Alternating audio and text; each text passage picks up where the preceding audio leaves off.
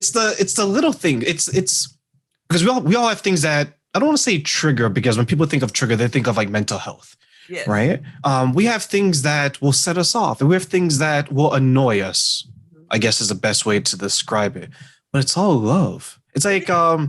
I forget who said it. It's all love, baby. You know, it's one of those things. And But when you can I say something about of what you course, when you brought up, like, because you did something, you was like, I don't want to think that because it's mental health, and it's kind of like almost like that's taboo. But in reality, there's all types of health. There's physical health, spiritual health, emotional health, sexual health. I tell my students academic health. And if we want total well-being, that it's important that we embrace those things and to take the taboo off of mental health. Is just another area of ourselves that we need to care for. yeah, it's like there's a lack of understanding for mental health, Mhm. right? And it's like once you mention it, people, some people automatically get triggered, They right? think They it's that feel something's wrong with them, like I'm broken or exactly. something. And Yeah. that's not the case at all. It's like, as the saying goes, it's not that deep. It's not. It's serious, but it's not that serious. Yeah, these are not the days where we think you have a demon. Mhm. Remember those times where you talk about mental health, you're possessed. Exorcist time. Like people would run to get their Bibles and their holy water and things like that, and they're like, "Oh my God, no, it's just I didn't feel loved as I didn't feel the love that I felt I should get from my parents. I don't need all of this."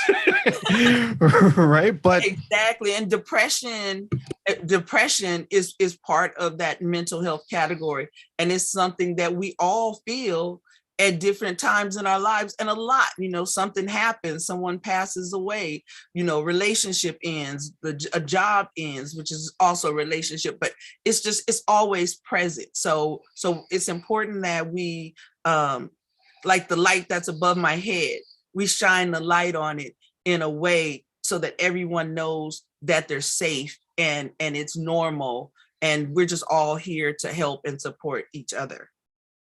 yeah, like you would think that like I'll use you as an example. Like when you had the family member that passed, you would speak about that because Mhm. you're going through the grieving process, however it is that you're going through it. Look at the last 18 months.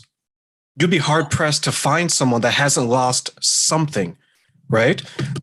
Whether it be job, family member, loss of security, something. Mhm. We would argue that everyone has lost something. Now the loss of question loss of is, loss of freedom to be able to yeah, breathe freely, breathing through masks, trying to communicate through masks, it's just really um impactful, in terms of us having to shift. But just I want to just the people alone in America alone, over 810,000 people have directly died of COVID.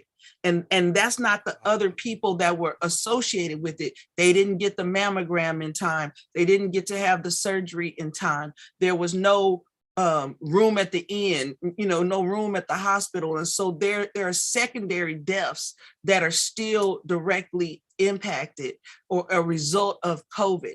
So it's a national loss, it's a global loss, and it's important that we heal. And we can't heal if we're not talking about it. So if people have lost someone, say their name. In the African tradition, they say as long as your name is being called, you are your spirit lives in the present. and that's exactly what I wanted to say. And I'm glad you said that. I think since everyone has lost something, everyone needs to have that conversation just as easy as if it was a family member that passed. If you've lost your job, Mhm. speak about it.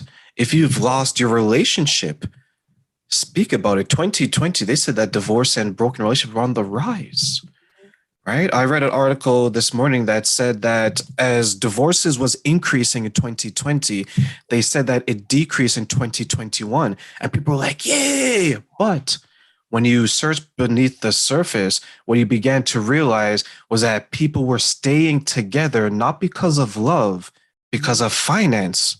Mhm. when you get behind the shades. Exactly. Right. And I love that tie-in. Thank you. I didn't pay her, by the way, guys. I didn't pay her for that. This is strictly, but that's a concern. Could you imagine someone's with you not because they love you, because it's better to be with you than out there? Because the last thing you want is to be homeless and loveless. Right. Exactly. Not both of them. It's a whole lot of not liking going on.